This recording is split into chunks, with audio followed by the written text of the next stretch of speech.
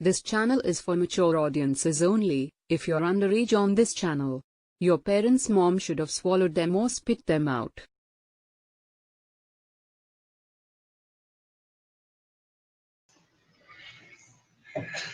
What's good? This is your boy Internal Sadist, and this video is going to be about Breonna Taylor.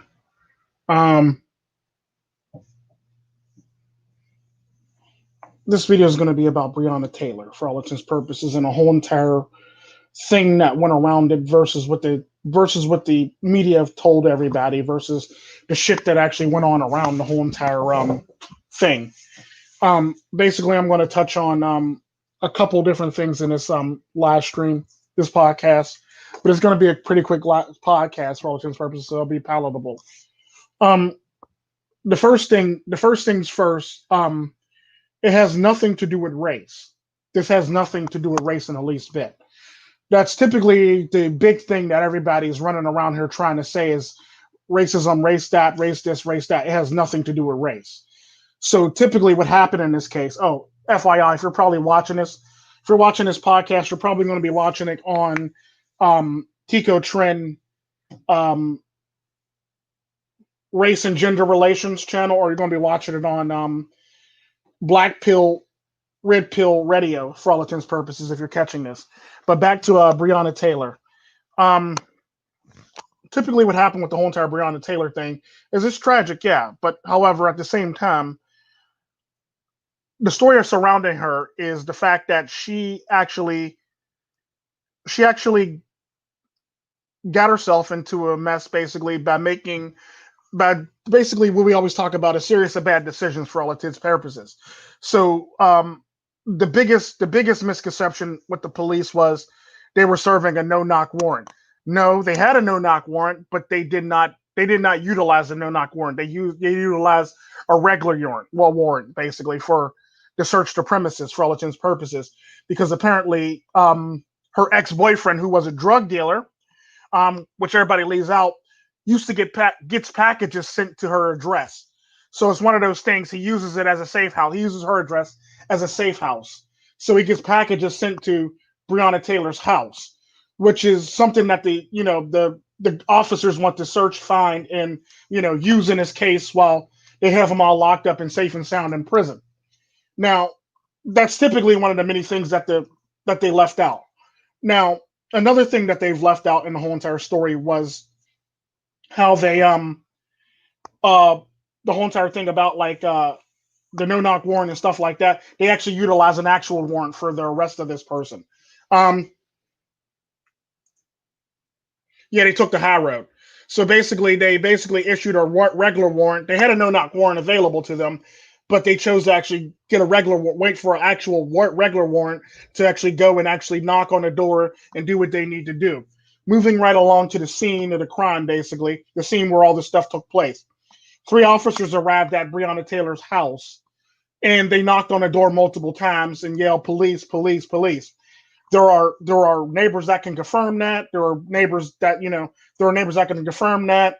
The sad part about that is one of the people that Breonna Taylor's new boyfriend, who was in the house, can confirm that there was some knocking going on too.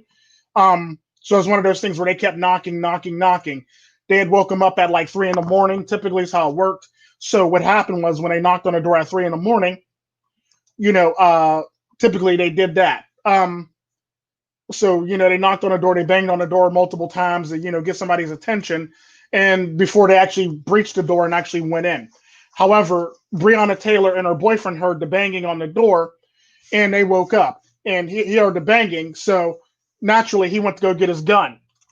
This is where shit starts going sideways. So Breonna Taylor's new boyfriend goes to get his gun because he believes it's Breonna Taylor's ex-boyfriend knocking on the door, and he doesn't want none of that smoke. So this dude's worried about her ex-boyfriend knocking on the door, and he's known for being dangerous and armed, basically. So typically, this is how this is working. So he goes and grabs his gun, and he waits, and he's sitting there waiting and shit like that until the person busts in the door. Okay, cool. You get to the point where like the cops eventually breach the door. Breonna Taylor and her boyfriend standing at the end of the hallway in the dark, basically. So all you see is figures. Can't see what race they are. All you see is a figure and two figures in a hallway, in a dark hallway for all intents and purposes.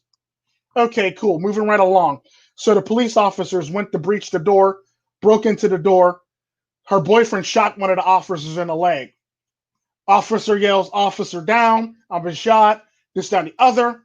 So typically, with that thing is officers will naturally return fire, thinking that somebody dangerous, somebody who works for Breonna Taylor's boyfriend, is in a house basically with the package or waiting on the package that they're probably possibly looking for with the search warrant. So the officers return fire. Boom, boom, boom, boom, boom, boom, boom, boom. Breonna Taylor's hit at the end of the hallway. Nobody knows who it is. All they know is they hit somebody. Her boyfriend basically drops his gun and gets on the ground. And, they basically make an arrest. Sadly, Breonna Taylor is no longer with us after that exchange is over. All because of this decision that he made to shoot somebody. Now, the sad part about that, the boyfriend was up for charges for shooting an officer. However, he was let go for the fact that he believed that the officers was her ex-boyfriend. So he was let off. He was let off on his charges because he believed that he believed that, it was her ex-boyfriend coming to, kill him, because you know how ex-boyfriends get, jealous ex-boyfriends get for all intents and purposes. So he believed that it was her ex-boyfriend coming to kill him. It's typically how that works. So Breonna Taylor didn't make it to the they got her to the hospital, but she never really made it, and she ended up passing away, unfortunately. The sad part about that is her series of bad decisions is what landed her into this mess in the first place. If her ex-boyfriend didn't use her address for any parole or any type of thing like that for all intents and purposes, this would have never been a thing. Her door wouldn't have been knocked on. There wouldn't have been no search warrant for her address and stuff like that. But unfortunately, that's who she dated, and that's why she's dead. It's sad, but that's the cold hard reality of the day. The sad part about that is her series of bad decisions and who she chose to sleep with and be with is the reasoning why she's in this mess in the first place. It's basically nothing more than a series of bad decisions. It's sad, but it's true. The sad part about that, women make these decisions on a regular basis to the point where they always get themselves into predicaments like this, unfortunately. And I hate to see it, but like, I'm glad that the boyfriend got off without being charged for the fact that he literally thought it was her ex-boyfriend, but banging on the door, busting in, and he's scared for his life. So he shot and he returned fire. Despite the fact that he shot a cop, he got off because he thought it was her ex-boyfriend coming in and trying to kick in the door, basically, and he feared for his life. So the sad part about that is what they left out is the fact that her new boyfriend actually shot first, and then the officer shot second. So, and the sad part about it, the reason why her new boyfriend shot first is because he thought his life was in danger. So typically when you think your life is in danger, you're going to shoot naturally. So the sad part about that is he didn't know who it was on the other side of the door. So he shot, returned fire for their safety, for his life, he flared for his life. It's typically how that worked. So he was charged initially, but all charges were dropped against him because this is typically his train of thought when they busted in the door. He merely just shot and hoped and prayed that he wasn't going to get killed for all intents and purposes. He also apologized for shooting an officer because he didn't know it was the officer, unfortunately. But at the same time, they dropped all the charges against him for the fact that he thought he was in serious peril for his life. So look at it from his point of view and look at it from the cop's point of view. We're going to look at it from the new boyfriend's point of view, Breonna Taylor's new boyfriend's point of view. So what happens is typically all you hear is banging on the door. You hear a loud ass banging on the door, and you hear somebody like kick in the door and breach the door. So naturally, as a law-abiding citizen who owns a gun, you shoot the person who just banged and busted in your door. It's typically how that works. So he was in the right because he didn't know who was on the other side of the door. Despite the fact that they yelled police, police, but I guess he didn't hear it over the banging, basically. So they just woke up. He was kind of groggy. From his point of view, all he knows is somebody's trying to break into the house of his new girlfriend for all intents and purposes, and he thinks it's her ex-boyfriend, who is a dangerous, very dangerous drug dealer. Okay, cool. So he merely, so as soon as the cops bust in the door, he shoots one shot, and he shoots a cop in the leg. Cop goes down. Cop yells, cop down, officer down, needs assistance, this, that, and the other. And his other two people who were serving a warrant with them automatically return fire. Now look at it from the cop's point of view. You're breaching a door. You're issuing an actual warrant where you actually knock on the door, and then you breach it for all intents and purposes. All you know is now what you're thinking is you're going to his address. He's a known drug dealer. You're looking for a package that gets delivered to her address. On top of that, you don't know if one of his men or one of his second in commands or one of his people are there waiting on a package or procuring a package or securing a package. So all you know is when you breach in the door, your partner in crime gets shot, he goes down, you start shooting. Typically how that works. So from the boyfriend's side, he thought it was her ex-boyfriend kicking in the door to kill him because he's a dangerous, possessive drug dealer who doesn't want to let her go. And, he's also obviously gets packages to her door, to her apartment, which was one mistake that she made. And two, you look at the officer's side, they breached the door with the actual warrant, kicked in the door, officer gets shot. Naturally, officers respond by returning fire. All they see is two belly figures down the end of the hallway. They return fire. When the smoke is clear, Breonna Taylor's laying dead on the ground. Man who actually shot the cops, still alive. Breonna Taylor, unfortunately, dead. This is typically what happens in this day and age. There was nothing about race there was nothing about race in this that actually screamed this was a racial thing. It wasn't a racial thing.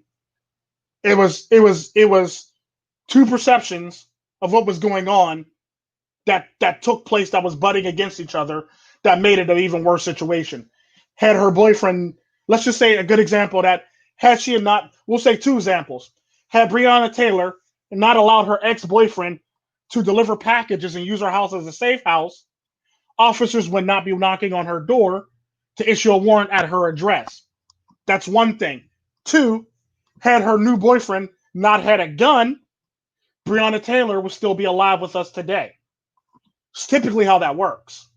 I'm not blaming him, but if you actually look at both sides and both perceptions of it on the whole entire situation, the cops were on the right, the boyfriend was in the right. This is why the boyfriend's off. This is why all the charges got dropped against the boyfriend for shooting a cop, and this is why all the charges got dropped against Breonna Taylor. I mean, cops against the cops who actually returned fire for the same fact that both people had different perceptions of what was going on at that moment in time, unfortunately. Unfortunately, you got people out there rioting and doing stupid shit because no feelings.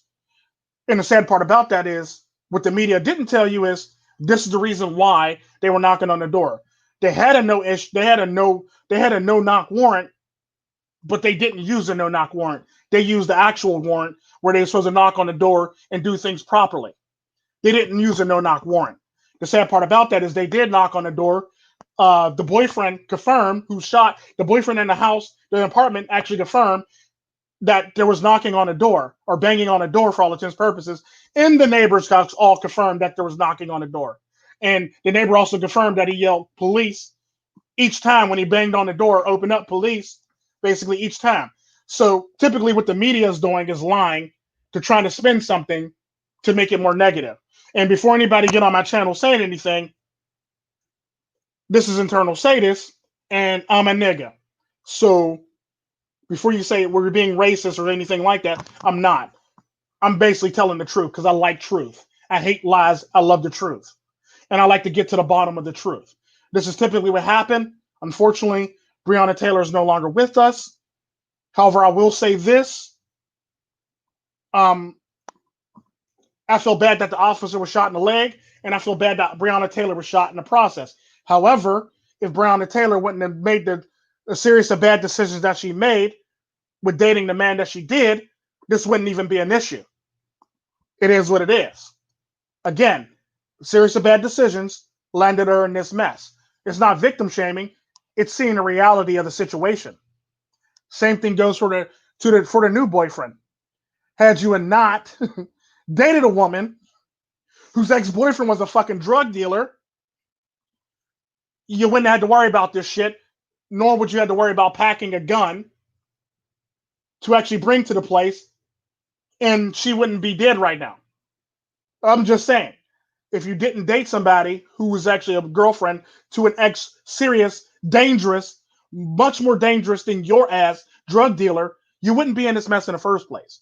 And Breonna Taylor would still be here among the land of the living. Unfortunately, that's not how that played out. And now she's gone and she's no longer with us. The officers couldn't see what was down the hallway. All they seen was two bellows. They couldn't make out if it was black or white. All they seen was two bellowing, like two figures in the dark, basically. It's typically all they seen.